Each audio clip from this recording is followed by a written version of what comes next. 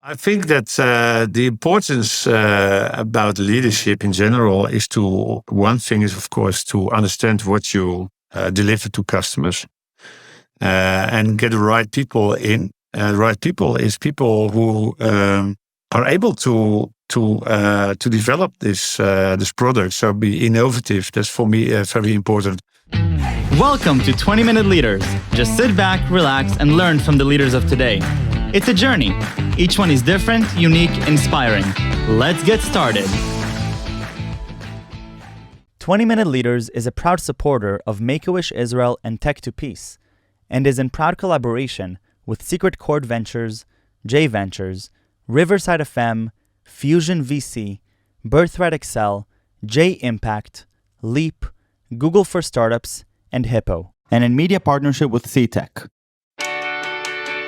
Hello and welcome to 20-Minute Leaders, another amazing episode with Wilko Visser, the CEO at ValueBlue, a company behind the SaaS platform BlueDolphin, an enterprise architecture tool for Agile Business Transformation.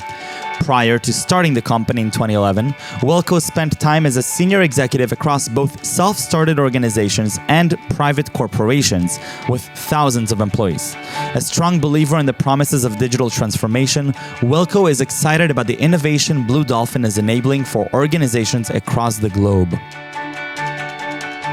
Wilko Visser, welcome to 20-Minute Leaders all the way from New York. How are you? Very good. It's a bright and fantastic day today. Definitely looks that way. Very jealous of you. Thank you again for being here. Wilko, the CEO of ValueBlue, company that's behind the SaaS product, BlueDolphin, looking at Agile Business Transformation, generally something that's not very intuitive. And I'm really curious to hear about how SaaS makes it better and how you're doing it at scale through ValueBlue, as well as sort of where this whole company came from for you and what this represents in your own journey and you as an entrepreneur and leadership style. So a lot for us to uncover in 20 short but meaningful minutes, starting your journey all the way back from the Netherlands. So Wilko, tell me a little bit about your own journey leading up to ValueBlue. Well, I started this company in 2011. Before that, I was a manager at a large company. It's called Ethos in Europe. They have around 120,000 employees, and I was responsible for parts with around 1,300 employees. Wow. And before that, I had my own company also. So I have started a few companies. I sold that to an Austrian company in 2005. That's a long time ago. And I must say, after that I sold it, I had to work there for 2 more years. And it was really going fantastic. So every month the figures were better than expected. And then we had to go to Vienna to report. And these were really fun trips and the results were better. So everybody was happy. And Vienna is a fantastic city to be once a month. But after that I went working for Ethos, which is a big company. There I saw the power of enterprise architecture. I didn't know that very well. And business process management. And then I thought after 3 years, I'm going to start my company on that area. And enterprise architecture is about understanding how your business is structured, your business processes, how the people work together and interact with the customers, and how you can improve that with IT and with data. And I was sure then in 2011 that understanding the business and everything on IT that the company has would be more important 10 years later than it was at that moment. And now 10 years later, it's really true. You see that it's now much more like digital transformation is all over the place. Everybody's talking about it. That was not the case 10 years ago. But still, I believe that 10 years further, in 2030, it will be even more important. Then you will have artificial intelligence and all kinds of process automation that you already have, of course. Everybody is used to buy stuff online, and only the customer journeys, they call it. So if you buy something from Amazon, you choose something, and then you select and you pay, and they process, and then you get the product at home. That is a customer journey. And what we are now used to, that these customer journeys are completely automated and really working without any problems. But 10 years ago, it was hardly possible to order anything online. So you see how fast it goes.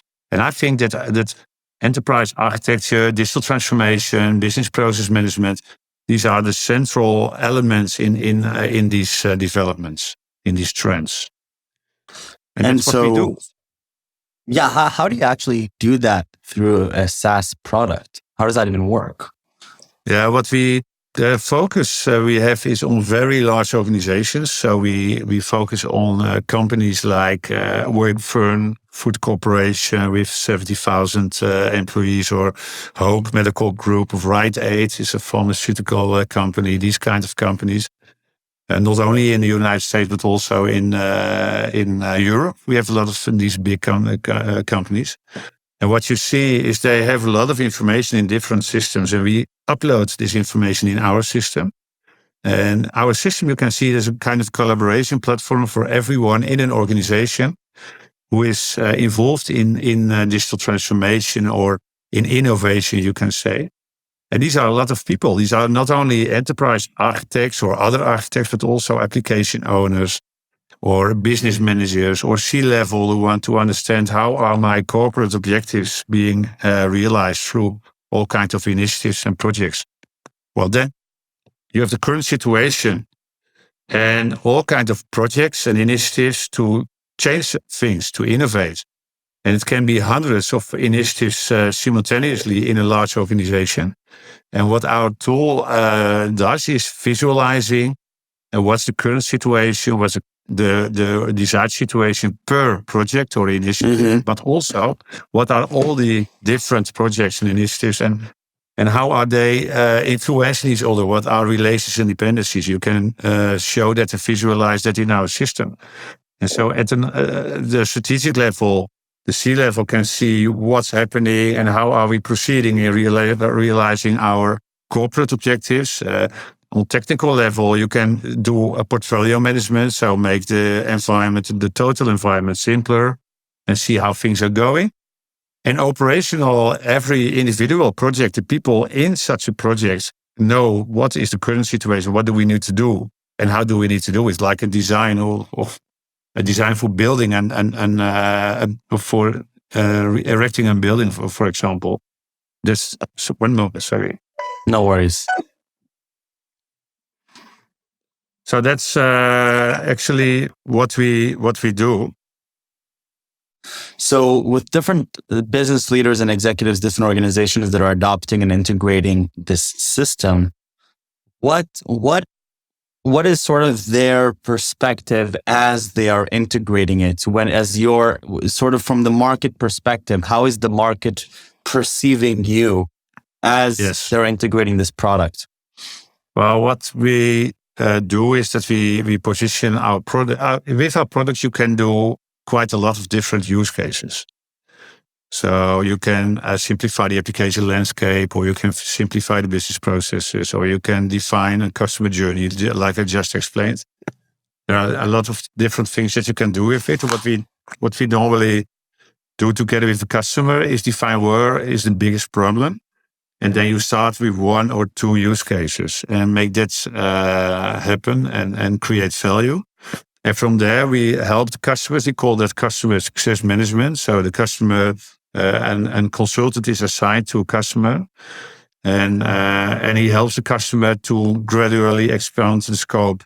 So from a narrow scope where you define and create value and results, you can step by step expand the scope and make the product more and more strategic within an organization. But you're right.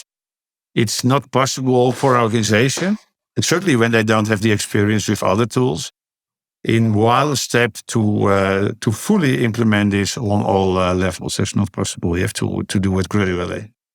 So what do you find?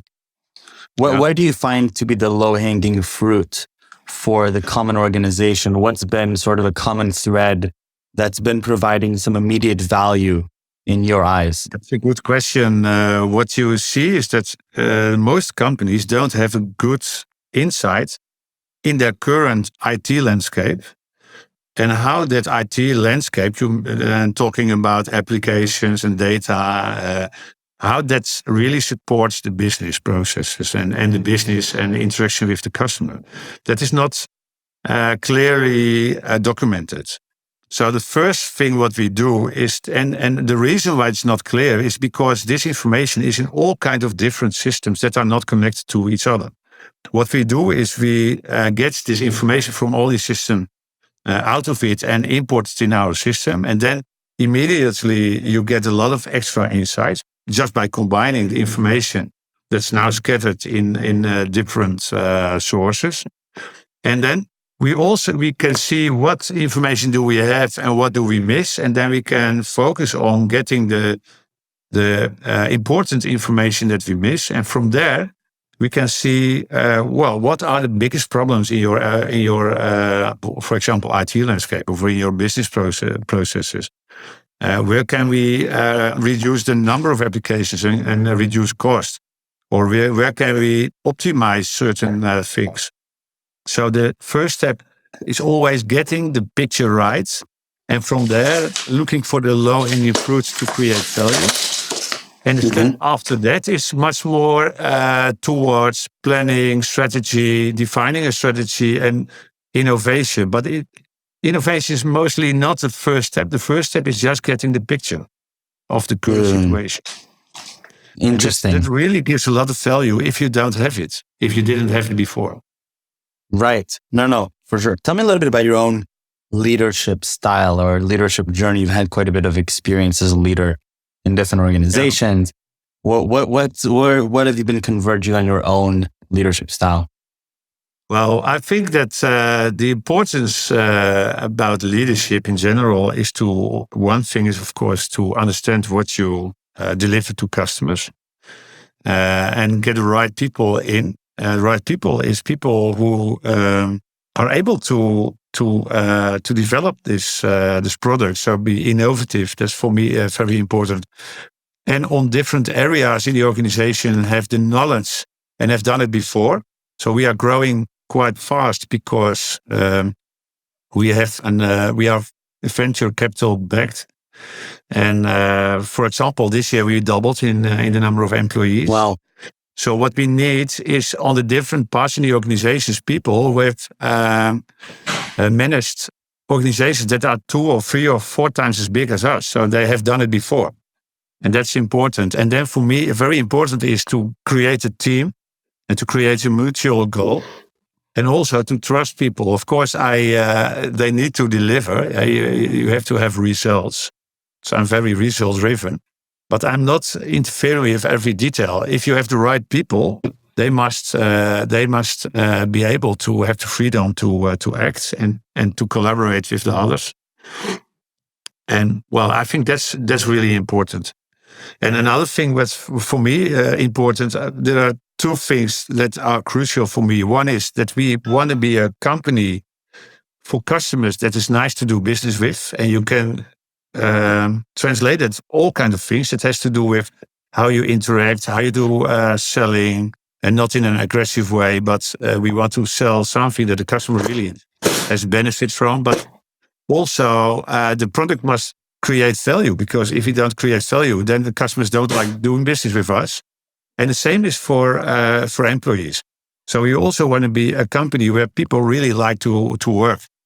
And that means that you must have the feeling that it's nice to have the colleagues that you work with, and that there is a challenging goal in the organization itself. So that we do special. We are now a company worldwide, and not only in the US but also in Europe and also in Asia. We have large customers. The biggest customers have more than 100,000 employees, and we started small in the Netherlands. So all the employees really have the feeling that we are riding an incredible journey, and we are realizing things that nobody thought would be possible a few years ago, and that's really nice to be part of. So how do you, as you're growing so dramatically, and you're expanding, and you're growing not just the team but the product and your customer base, how do you define success for BlueDolphin and ValueBlue in general? How do you know that you're on the right track of creating value? Is there a way to actually measure it? to be data driven about it? Is it more from feedback from customers and seeing their use cases? What's been sort of your North Star on this? We are very data driven in every aspect, both in the product itself, but also in the sales and marketing. But in a very important data points reflecting the customer satisfaction is the churn. So our churn has been in all the years before below 5%. And churn means the number of customers that stop using the product. So, and the average in the markets, in our market, is around 15%. So below 5% is really low. And that means that customers, that figure in itself means already that customers are satisfied. Apart from that, for example, we call it Transform 2022 this year. That's our big event for both customers and potential customers. And what you saw there was that 70% of our customers joined. So they have a really high level of commitment. And we have a lot of reference customers who like to tell potential customers how satisfied they are. And also we have per half year a review and both a quantitative and a qualitative interview with every customer to ask them how they feel about the product, what is the result and the benefit they get from it, and what are the wishes they have. And we do that every year for every customer. And there we can see all kinds of trends.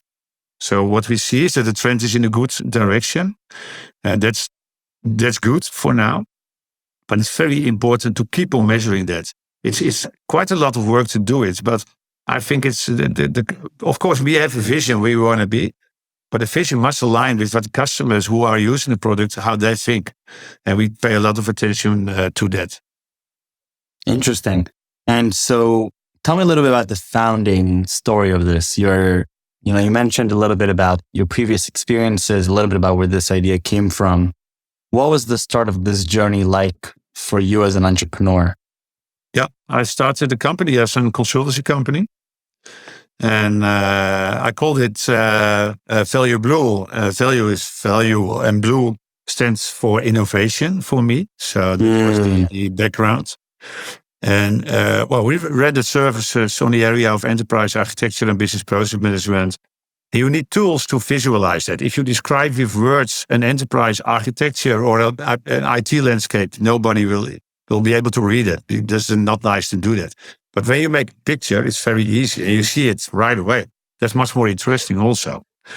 And what we saw was that the tools in the market that were available were so complex that only the enterprise architects would work with that, who work with it every day. But for us, it should be a platform. The enterprise architect is the architect, but he's doing nothing. Like the architect of a building, he's not erecting the building itself. So you need all the people who are involved in innovation to be able to work with a tool like that also. And that's what we decided, to make a tool that was a true collaboration tool for everyone in the organization involved in change and innovation. So that was the idea. And then we had to define a name. And it should be something collaborative, of course. And it should also have some relation with ValueBlue. So when we were thinking about the name, someone said Blue Shark. Everyone said, no, that's not a good name. But then there was someone, he said BlueDolphin.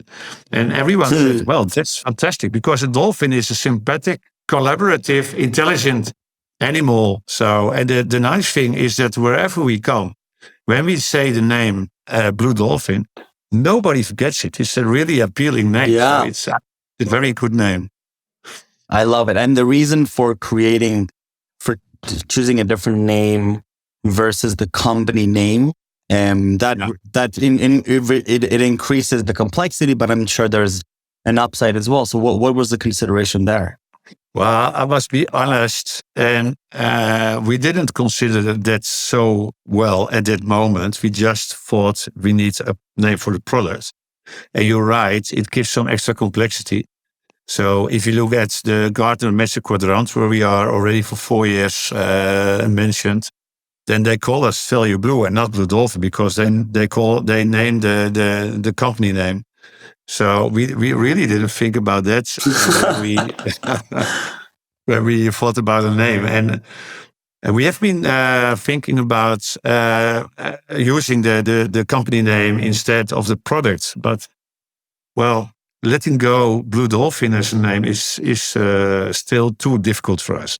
So we cannot do that yet. Well, I guess it must mean that it's a good name then. I think so. And Wilko, I really want to appreciate and thank you for your time. It sounds like a great journey. It sounds like a really great insights that can help serve as a platform for leaders around the world. So thank you for the time and the energy and the thoughtfulness. And I really look forward to sharing this episode with friends and family. So thank you very, very much. And best of luck with ValueBlue and BlueDolphin and with your own journey.